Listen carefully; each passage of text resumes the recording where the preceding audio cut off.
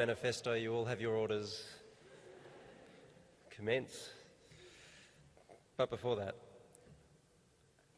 one of Stella's closest friends was Bryce Ives, who is many things. He's a theatre director and a media maker and a youth advocate. But there was a little group that involved Bryce and involved Adam Smith, who's an education activist that you may know. And Adam and Bryce and Stella would often get together over coffee and regular meals and so on. And it was all really about sharing stories and about talking politics and about having fun. And these sorts of people can make those things fun.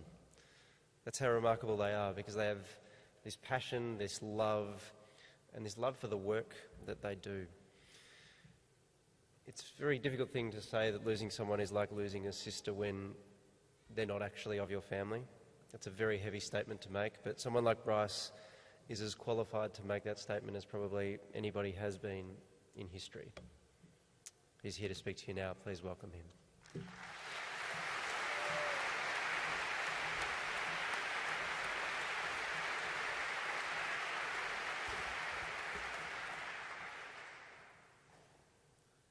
Stella Young got proud by practicing.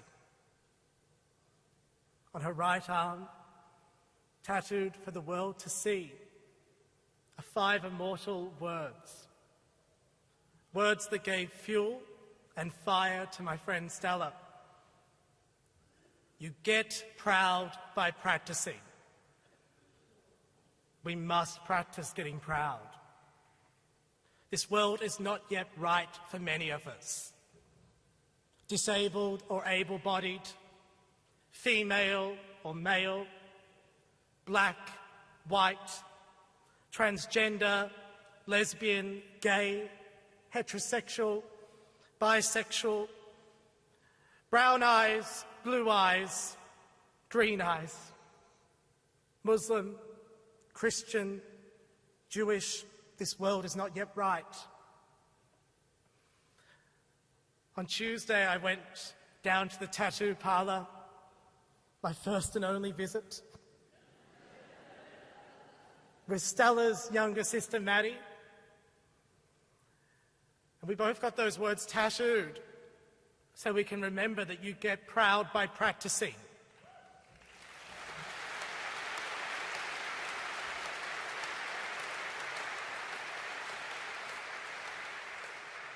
Today we stand before a nation mourning the loss of a trailblazer, gone far too soon. But we shouldn't spend too long mourning and lamenting Stella. Instead, we need to get proud. Now, I don't need to say this to the Crips and the disabled in this room. I need to say this to the able-bods. We must get proud. The 5 words tattooed on her arm came from a poem that Stella read when she was 17. Back in 1999, Stella was sitting in the bedroom of her family home in Stawell. Now, just to set the scene, it's safe to assume that Stella probably had a shocking late 90s perm haircut provided by her mum, and she was possibly wearing a hypercolour t-shirt. She'd already lost count of how many times she had broken her bones. I believe she stopped counting at 100. Reading the words, "You get proud by practicing," Stella got clarity from the giants who came before her, the women and the men, the activists who have paved the way. Stella stands on the shoulders of giants. This marked her transition to a belief in a social model of disability rather than a medical model. And this empowered Stella to take pride in herself, take pride in her beautiful body and in the life that she wanted to embark on. To those unfamiliar with the term social model of disability, this identifies systemic barriers, negative attitudes and exclusion by society. Let me tell you, getting this event today together says to me that we have to get the social model of disability into the consciousness. This town hall is not equipped to cater for this event today.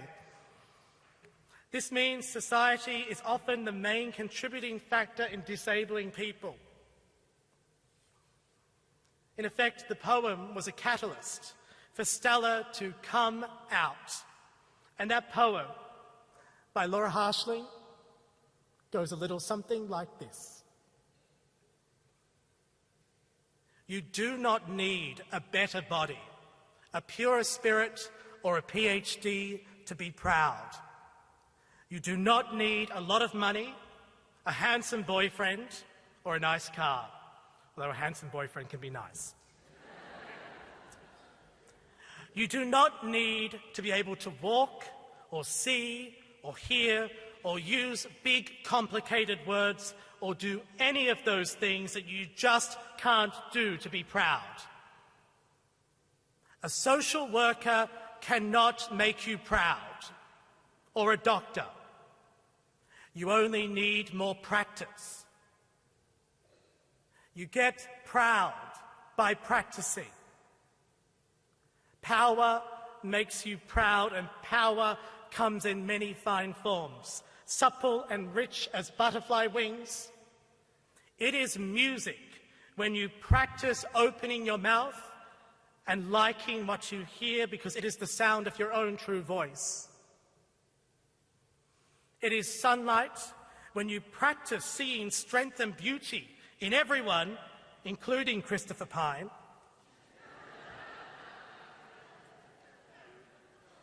It is dance. Stella Young loved to dance.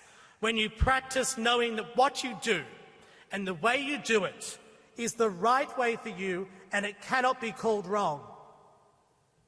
All these hold more power than weapons or money or lies. All these practices bring power, and power makes you proud. You get proud by practicing. Today in the audience, we are honoured to have in attendance Stella's dad, Greg Young, record shop owner, tragic 80s cover band superstar, turned stall butcher, father to Stella, Romy and Maddie.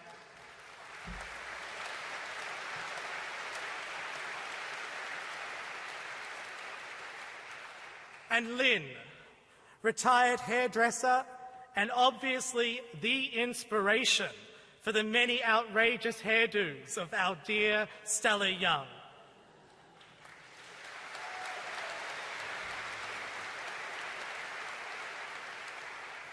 Seemingly ordinary, everyday Australians who gave our nation the most extraordinary stall gift. Stella means star, outstanding and immense. Perhaps the choice of name from Greg and Lynn says it all. By naming their daughter Stella, Greg and Lynn were practicing getting proud from day one.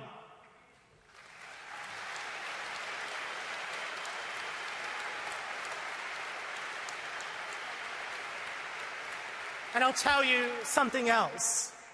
It wasn't a Twitter campaign or an inspirational YouTube video or social workers or activists who first taught Stella that she could be proud.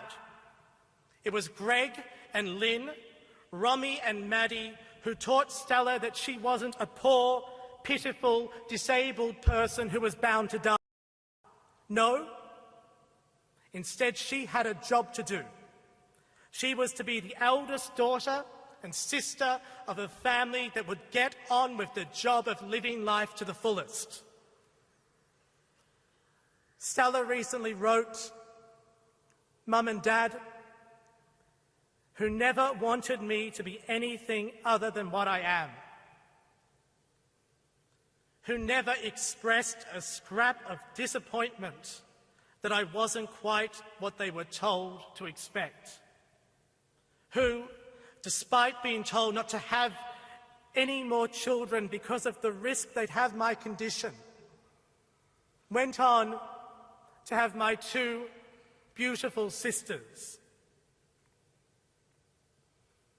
I think that's the thing I love them for the most. They didn't see disaster when those around them could speak of little else. We must be proud of our children. Greg and Lynn were proud of Stella from day one. Our children don't have to be the smartest or the quickest or have the best singing voice or be the prettiest or the funniest. You see, when we become proud of our children, when we value each child as a learner and as an individual and as someone who is worthy, then by default, we set them up to be proud. Stella would talk about special schools and special buses, special scissors. She'd have that cut-through way when she'd say, "You know what special is, don't you? It's just another word for shit."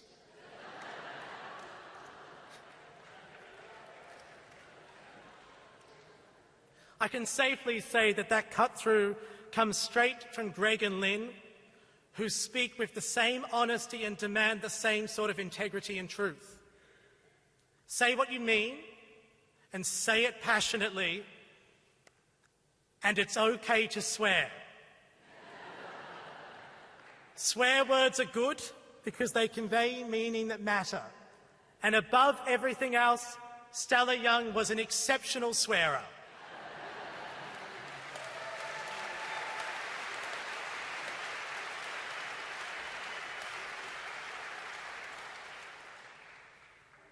Stella dreamt of writing a book for teenagers where the lead character was a disabled teenage girl. An unimaginable premise when Stella was growing up in Stall. Our stories, our theatre, our film, our television, our radio must move on from the heteronormative, able-bodied, white notion of Australia and instead embrace the Australia that Stella knew and loved. How do we get proud? We must all stand up, even those in chairs. We actively change the prevailing attitudes. We celebrate difference and we applaud diversity. Stella told it like it is, and we must all do the same, regularly and loudly, and particularly now at this moment, when so many things make so little sense. Those 4 simple words, "I'll ride with you," speak of a nation that is ready to stand up and take on Stella's project. Stella would have been so proud of the response from people this week. In order to succeed, we must continue to fight the fight for social justice in all forms and in all areas of our community. Equality is not a hashtag on Twitter, and it's not something that is written on a value statement stuck on a plaque on the wall in the foyer. Equality is the thing that defines how we live, and it should define how we act as a nation in the world. Stella would be utterly frustrated by some of the coverage of the last week, but particularly the very well-meaning people on Twitter and Facebook who called her inspirational. But today I defy my friend. Stella didn't want to be called inspirational. But what other word can you use to describe a master communicator, a brilliant thinker, a teacher of the nation of the type of which I don't think we've ever seen before? Stella wasn't an atheist until she heard Led Zeppelin's Stairway to Heaven. And she said, "I apply the same rules for heaven as I do for anything else. If you can't provide access, I'm not coming to your party."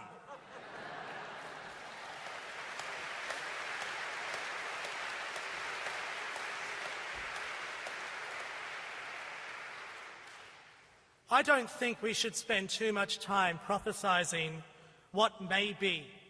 Instead, we should spend our time on what is here now. Stella made this place better. She made Melbourne better, and she made Australia better, and she was on her way to making the world better. In the letter to her 80-year-old self, Stella talked of a vision for Australia where we don't automatically assume failure of disabled people. There has been an outpouring of grief for Stella Young. But right now she'd turn around and she'd say, "Get over it. It's not about me. It's not about my comedy or my blogs or my TED Talk." Stella knew that she was privileged to have a platform from which she could communicate. She took that responsibility so seriously. She practiced getting proud every day.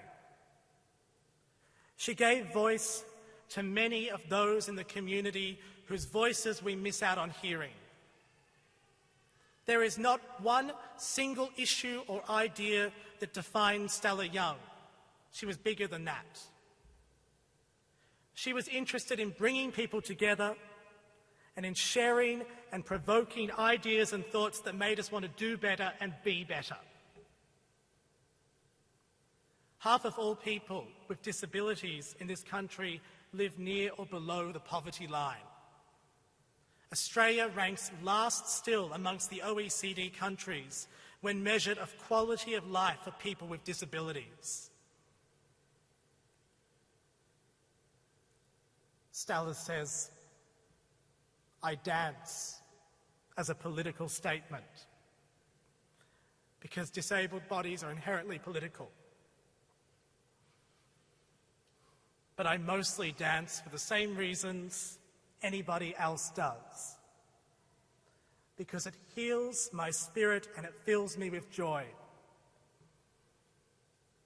We have to dance, and we have to get proud. Remember, you weren't the one who made you ashamed, but you are the one who can make you proud. Just practice.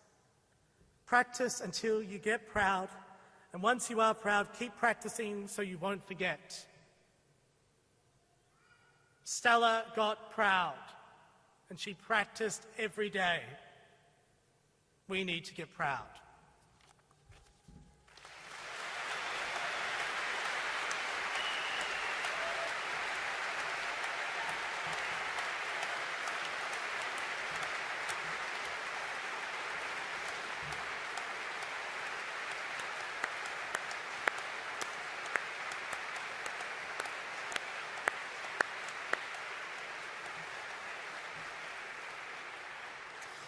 Thank you so much, Bryce.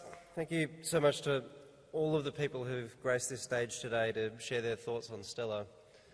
It's exceeded even the Himalayan expectations that I had for what would happen when we gathered to think about her and celebrate her life. Bryce was one of the key drivers in organising this. And, yeah.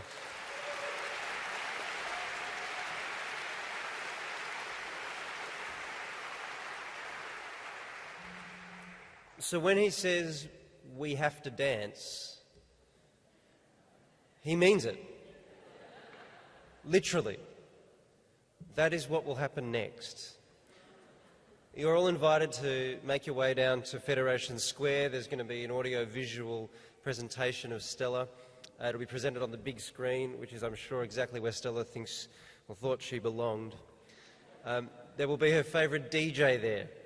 Andy McClelland of Finishing School fame will be there. And he'll be providing the tunes, and you will all be dancing. And if you are not, then you are letting the side down. The Young family want to acknowledge the support of so many individuals and organisations that put this together and made this happen. The organisations that are most relevant: the City of Melbourne, Arts Access Victoria, the ABC. Many generous individuals who have worked tirelessly around the clock in staging this event and make this happen on this scale and so quickly. To close today, some of Stella's friends from the Present Tense Ensemble, under the musical direction of Nate Gilks, have teamed up with Claire Bowditch to sing a song that was really important to Stella. And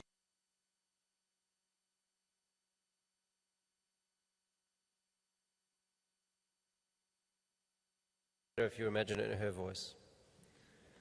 The first time I listened to this song, I had a bit of an epiphany. I realised I'd been doing certain things in my life that were holding me back and making me unhappy. But even more importantly than that, I realised I was ready to let go of them. And as the song articulates perfectly, be happy. I listen to it now and remember that feeling of empowerment and freedom. Ladies and gentlemen, Claire Bowditch and the Present Tense Ensemble.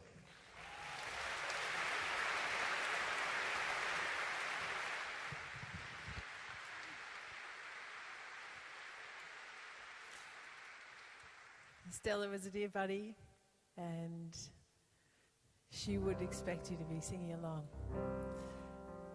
You'll catch on pretty quick. You got it? Let me hear you say it, Melbourne. Say yeah. Are you ready yet? Are you ready yet? Are you ready yet? Gathering rocks to keep you down, trying to prove